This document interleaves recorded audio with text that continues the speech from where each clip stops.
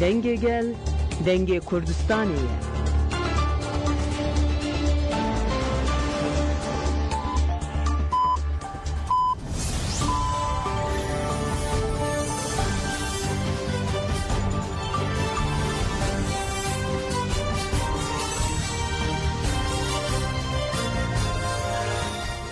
کاتتان باش بیسەرانی هێژا لە ناوەندی هەواڵەکانی رادیۆ دەنگی گەل بە یارمەتیاوکارانم گەشتی هەواڵەکانی ئەمڕۆ 3 ئۆکتۆبری 2024 تان پێشکەش دەکەم.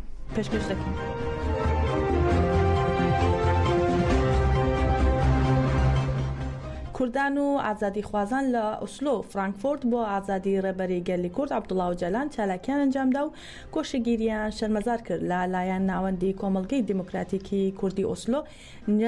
نەجەدەکە ئۆسلۆ بۆ ئازادی ڕێبەری گەلی کورد ستاندێک دانرا.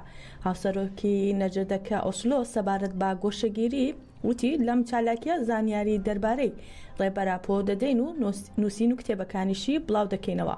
هەروە پلاتفۆرمی ژنانی کوردی نۆروێژ و چالاکوانانی کەژار ڕایانگەیان بۆ ئازادی ڕێبەری گەلی کورد چالاکیەکەیان مەزن دەکەن.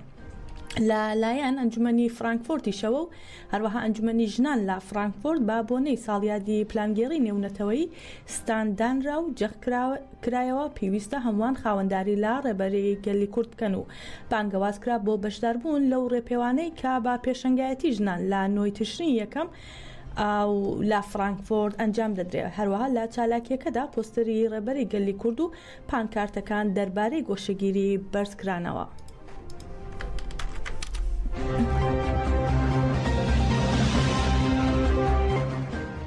هەڵمەتی کاتی ئازادیە هەموو چوارشەمێک لە گۆڕەپانی نێشێنی ژنێف چالاکی دانیشتن ئەنجام دەدەن.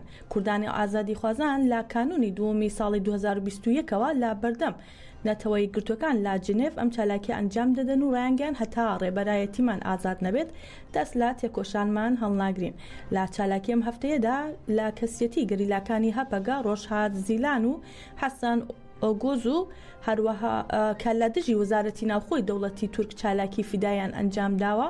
خولەکێک ڕێزگرتن بۆ شەهیدانی ئازادی کوردستان ئەنجام درا و لە سەرناوی کۆمیتەی چالاکیەکە فەیساڵ کۆشکاندی ڕاگەیاندراوێک خوێندرایەوە و پلانگێڕی نێونەتەوەی نۆی تشرین یەکەمی ساڵی 1998 دژبار ڕێبەری گەلی کورد شەرمەزار کرا.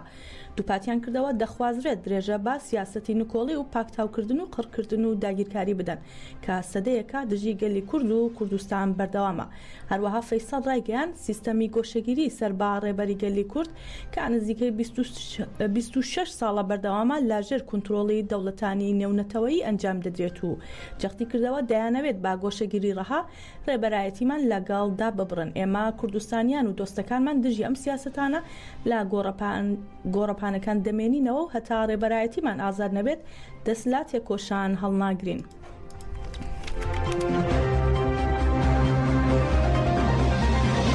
پارێزەرانی نووسینگەی یاسایی سەدا چاوپێکەوتنیان لەگەڵ کۆمیتەی دژە ئەشکەنجەی کۆنسەی ئەوروپا ناسراو با CPT ئەنجامدا و جارێکی دیکە داوای سەردانی ئیمڕاڵیان کرد. سەبارەت بە چاوپێکەوتنەکە ئیبراهیم بیلمەز یەکێک لە پارێزەرانی نووسینگەی یاسایی سەدا ڕایگەیان لە چاوپێکەوتنەکە لەگەڵ CPTدا ئاماژەیان بەوە کردووە کە گۆشەگیری گەیشتووەتە ئاستێک کە چیتر بەرگا ناگیرێت.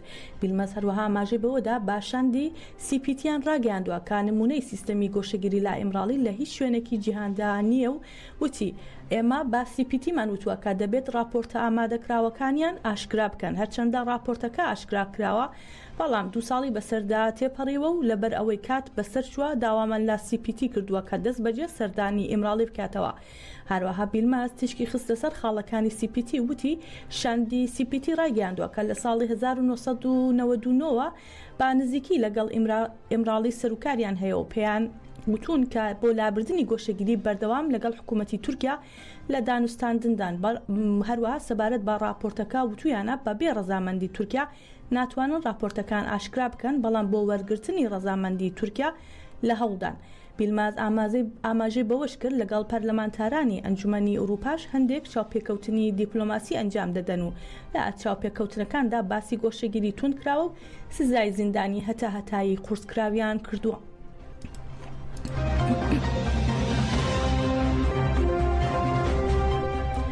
لەگەڵ نزیکبوونەوەی 26مین ساڵیادی دەستپێکردنی پلانگەڕی نێونەتەوەی دژی ڕێبەری گەلی کورد لە شارەکانی ئامودا و دیرەک چالاکی جیاواز ئەنجامدرا با دەستپێشخەری پارێزەرانی سووریا بۆ بەرگریکردن لە ڕێبەری گەلی کورد عەبدوڵڵا ئۆجەلان دەربارەی ئامانجی پلانگەڕی نێونەتەوەی سمینارێک لە ناوەندی کولتور و هونەری دیجلە بەڕێوەچوو.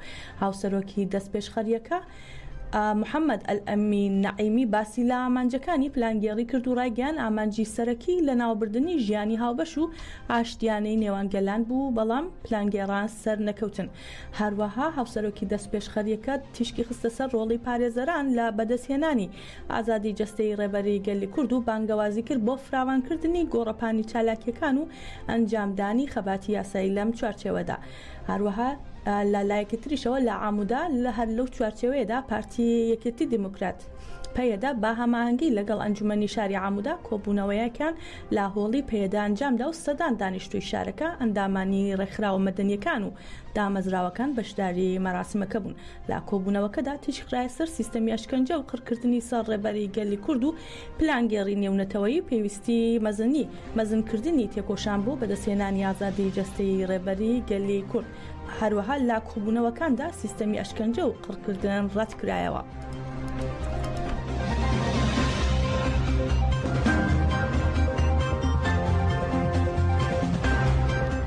بە بەشداربوونی چالاکوانان و ئەندامانی ڕێکخراوەکانی ژنان لە حەسەکەی ڕۆژاوای کوردستان کۆنفرانسی سۆسیۆلۆژیای ئازادی دەستی پێکرد لە چوارچێوەی هەڵمەتی جیهانی ئازادی بۆ بەڕێزۆجەلان چارەسەری سیاسی بۆ پرسی کورد کۆنگرەی ستار با دروشمی چارەسەرکردنی کێشەکانی مسۆگرکردنی ئازادیە لە شاری حەسەکەی ڕۆژاوای کوردستان کۆنفرانسی سۆسیۆلۆژیایان دەست پێکرد و تەبێژی کۆنگرەی ستار لە کۆنفرانسەکەدا ڕێگەیان ڕێبەرۆجەلان بە پلانگێڕیەکی نێودەوڵەتی لە 15 شوباتی 1999ەوە بەدیلگیراوە. ئەمە 26 ساڵە بەرخۆدانی بێوێنە لە دژی سیستەمی ئەشکەنجەی ئیمراڵی فاشیستان بەڕێوە دەبات. هەروەها تەبێژی کۆنگرەی ستار ئاماژەی بەوەشدا تەنها با یەکێتی ژنان و خۆڕێکخستنکردن پلانگێڕی نێودەوڵەتی لە دژی ڕێبەر ئۆجەلان کۆتایی پێدەهێنرێت و داگیرکاری لە کوردستاندا وە دەردەنرێت.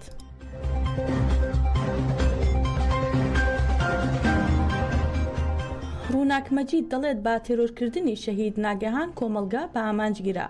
سبەینە 2 ساڵ بەسەر تێرۆرکردنی شەهید ناگەهان ئاکارسێلدا تێدەپەڕێت کە دەوڵەتی داگیرکەری تورک لە نزیک ماڵەکەی لە شاری سلێمانی تێرۆری کرد. هۆکاری تێرۆرکردنی شەهید ناگەهان ئەوە بوو کە هەمیشە بۆ هەوڵی بۆ ئازادی ژنان دەدا و ڕادستی سیستەمی پیاوسالاری و سەرمایەداری نەدەبوو زانستی ژنۆلۆژی بۆ هەمووان ڕوون دەکردەوە. ڕووناک مەجید ئەندامی دەستێ و بەڕێوەبەری تەفگەری ئازادی کۆمەلگەی کوردستان باس لە کەسایەتی و تێکۆشانی شەهید ناگەهان دەکات. ئاسایی نییە، بابەتێکی با بڵێن ڕۆژانەی نییە، بابەتێکەوە نییە تەنها ژنێک بکوژرێ بە پێچەوانەوە. هەوڵی تیرۆرکردنی شەهید ناگەهانیان هەر ژنێکی تر طبعاً ئێمە ئەزانین کە هەر لە ئەم ساڵیشا دیسانەوە 2 ڕۆژنامە نووسکە شەهید دەکرێن بە درۆنی دەوڵەتی داگیرکەری تورکیا. شەهیدکردنی ناگەهانیش هەر بە هەمان شێواز بوو، بە هەمان بەڵام ئەو تیرۆرێکی ڕاستە و ڕاست بوو. طبعا مەبەست لە تیرۆرکردن یاخود مەبەست لە شەهیدکردنی ژنی پێشەنگ مەبەست لەوەیە کە ئەو ژنانەی کە ئەزانن ئیتر کاریگەریان لەسەر کۆمەلگا هەیە ئەیانەوێت کۆمەلگا ڕۆشنکەنەوە بە شێوازێک لە شێوازەکانیان فکرێکیان فەلسەفەیەک یان بە شێوازێک کە تەنانەت ڕۆڵی ژن خۆی هەم لە ناو خێزانیا هەم لە ناو کۆمەلگایە هەمیش لە ناو تەنانەت لە جیهانیشە کە چی ڕۆڵێکی هەیە بۆ ئاشتی بۆ ئارامی بۆ ئازادی ڕۆڵی ژن دیارەکەن. بۆیە ئەو ژنانە ئەکرێن بە ئامان چونکە بەردەوام تەنها لەو ڕوانگەیەوە نییە کە تەنها خۆی گرێدراوی فکر و فەلسەفەیە بوو بە پێچەوانەوە تەنانەت بۆ ڕۆشنکردنی تاک بە تاکی ژنی کۆمەلگا لە هەوڵ و تەقەلایەک بوو.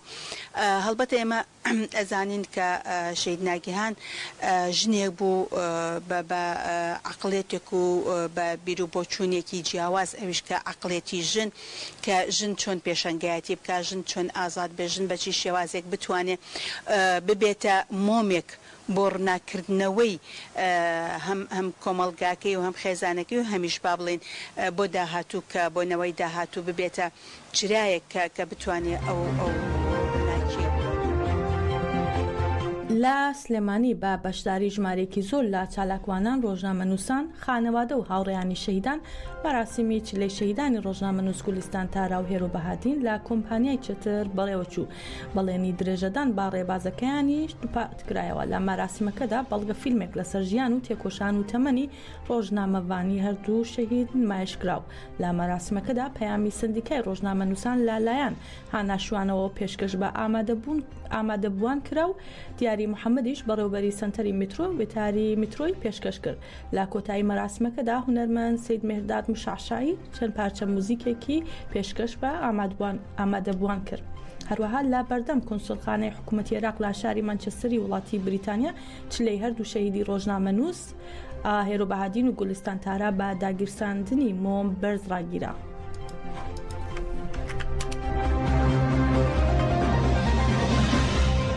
لە سەروەختی هێرشا موشکێکەی ئێران کە ئیسرائیلی کردە ئامانج و ئۆپراسیۆنی زەمینی سوپای ئیسرائیل لە باشووری لوبنان و هەڕەشەکانی ئیسرائیل بۆ سەر ئێران مەسعود پزیشکیان گەیشتە دوحەی پایتەختی قەتەر.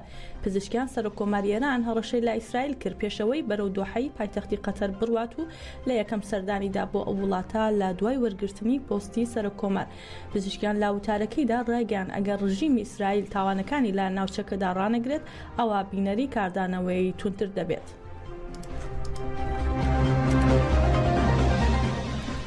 چالاکوانانی مافی مرۆڤ لە ئێران بڵاویان کردەوە تاریق نەزەری کۆڵبەرێکی کوردی خەڵکی سەلاسی باوەجانی بە تەقی هێزە چەکدارەکانی ئێران کوژراوە و جیاماژەیە تاریق نەزەری لە سنووری نەوسود با تەقی ڕاستەوخۆی هێزە چەکدارەکانی ئێران کوژراوە و ئاماژیان بەوەش کردووە چالاکوانانی مافی مرۆڤ کە پاش گواستنەوەی بۆ نەخۆشخانەی پاوە لە کرماشان بەهۆی سەختی برینەکانی گیانی لەدەستداوە. جێ ئاماژەیە باپەی ئاماری ساڵانەی چالاکوانانی مافەکانی مرۆڤ لە ئێران لە نیوەی یەکەمی ساڵی 2024 270 کۆڵبەر لە ناوچە سنووریەکان و ڕێگاکانی نێوان پارێزگاکانی ئازەربایجانی ڕۆژاوا و سنە و کرماشان بە هۆکارەکانی وەک تەقی ڕاستەوخۆی هێزە چەکدارەکانی ئێران سەرما کەوتنە سەرمین و کەوتنە خوارەوە لە شاخ و بەرزاییەکان و حاڵەتەکانی تر کوژراوە و بریندار بوون.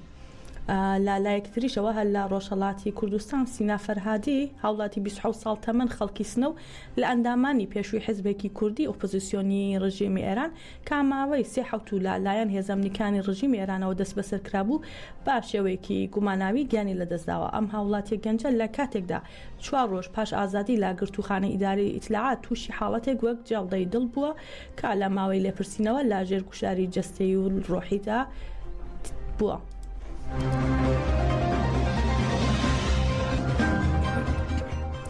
لە باشووری کوردستان لە ماوەی 31 ساڵە 5 جار هەڵبژاردننی پەرلەمانی هەرێمی کوردستان بەڕێوەچووە. لەم سەردەمانەدا لایەنە سیاسیەکان چەند کورسیان بەدەستهێناوە و بڕیارە گرنگەکانی پەرلەمان چی بوون بۆ هەڵبژاردننی کۆتایی چەند جار بڕیاردرا و دواخرا.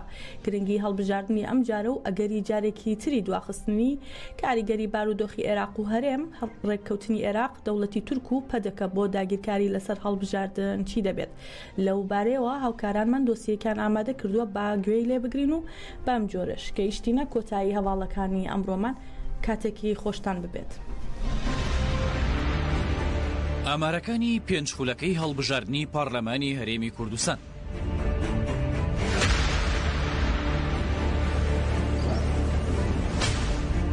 هەڵبژاردننی یەکەم لە 19 ئایاری 1992دا هەڵبژاردن بەڕێوەچوو. جەوهەرنامێق کە سەر بە پەدەکە بوو بووە سەرۆکی پارلەمان. لەم خولەی پارلەماندا یەنەکە و پەدەکە باشووری کوردستانیان لە نێوان خۆیاندا دابەش کرد. هەریەک لە پەدەکە و یەنەکە لە خولی یەکەمی پارلەماندا خاوەنی 50 کورسی بوون. 5 کورسیش بۆ کەمینەتەوەیەکان بوو. لە خولی یەکەمی هەڵبژاردندا 99 پارلەمانتار پیاو بوون، تەنها 6 ژن بوون.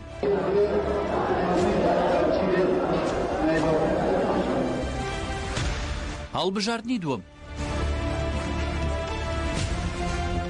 لە 30 کانونی دووەمی 2005دا هەڵبژاردنی خولی دووەمی پارلەمانی هەرێمی کوردستان بەڕێوەچوو. لە خولی دووەمدا عەدنان موفتی کە سەربەیەنەکە بوو بووە سەرۆکی پارلەمان، بەگشتی 13 لیستی جیاواز بەشداری هەڵبژاردنیان کرد. لەم خولەدا ژمارەی پارلەمانتاران لە 105ەوە کرا بە 111 پارلەمانتار. لەم هەڵبژاردنەدا یەنەکە، پەدەکە، یەکگرتووی ئیسلامی، لیستی نیشتمانی دیموکراتی کوردستان بە یەک لیست بەشداریان کردو، بەگشتی 104 کورسیان بەدەستێنا. کۆمەڵی ئیسلامی کوردستان 6 کورسی و حزبی زەحمەتکێشانی کوردستانیش 1 کورسی بەدەستێنا. لە هەڵبژاردنی دووەمدا لە 105 پارلەمانتار تەنها 29یان ژن بوون.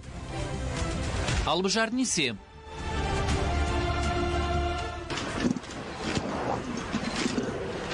لە 25 تەمموزی 2009دا هەڵبژاردنی خولی سێمی پەرلەمانی هەرێمی کوردستان بەڕێوەچوو. لەم هەڵبژاردنەدا 24 لیست بەشداریان کرد و 11 لیست سەرکەوتن. لەم خولەدا بزوتنەوەی گۆڕان وەک لایەنێکی ئۆپۆزیسیۆن بەشداری هەڵبژاردنی کرد و توانی 25 کورسی بەدەست بهێنێت. یەنەکە و پەدەکە بە یەکەوە بە ناوی لیستی نیشتمانی بەشداری هەڵبژاردنیان کرد و 64 کورسیان بەدەستهێنا. کۆمەڵی ئیسلامی کوردستان، یەکگرتووی ئیسلامی، حزبی سۆسیالیست و حزبی ئایندە بە یەک لیست بە ناوی لیستی خزمەتگوزاری و چاکسازی بەشداری هەڵبژاردنیان کرد. ئەم لیستەش 13 کورسی بەدەستهێنا. هەروەها بزوتنەوەی ئیسلامیش 2 کورسی بەدەستهێنا. کورسیەکانی تریش بۆ کەمینەکان بوون. لەم خولەدا کەمال کەرکووکی کە سەر بە پەدەکە بوو بە سەرۆکی پارلەمان. هەروەها 2 ساڵی کۆتایی ئەرسەلان بایس کە سەر بە لیستی یەنەکە بوو بە سەرۆکی پارلەمان. لە هەڵبژاردنی سێمدا 71 پارلەمانتار پیاو بوون و تەنها 40 ژن بوون. هەڵبژاردنی چوارەم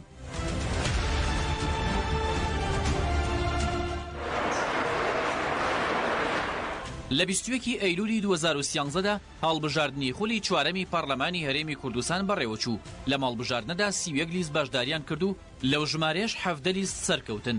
لە هەڵبژاردنەدا پەدەکە 39، گۆڕان 24، یەنەکە 19، یەکگرتووی ئیسلامی 10، کۆمەڵی ئیسلامی 7، حزبی سۆسیالیست 2، بزوتنەوەی ئیسلامی 1 و حزبی کۆمۆنیستیش 1 کورسیان بەدەستێنا. لە بزوتنەوەی گۆڕان یوسف محەممەد لەم خولەدا بوو بە سەرۆکی پەرلەمان بۆی گفتوگۆکان لە سەر یاسای سەرۆکایەتی هەرێم لە 19 شوباتی 2015دا ئاڵۆزی لە نێوان گۆڕان و پەدەکەدا دروست بوو. پەدەکە دوای ئەوە نەیهێشت یوسف محەممەد بچێتە هەولێر، بەهۆی ئەمەوە 2 ساڵ پەرلەمان داخرا. لە هەڵبژاردنی چوارەمدا 78 پیا و 33 ژن بوونە پەرلەمانتار. هەڵبژاردنی پێنجەم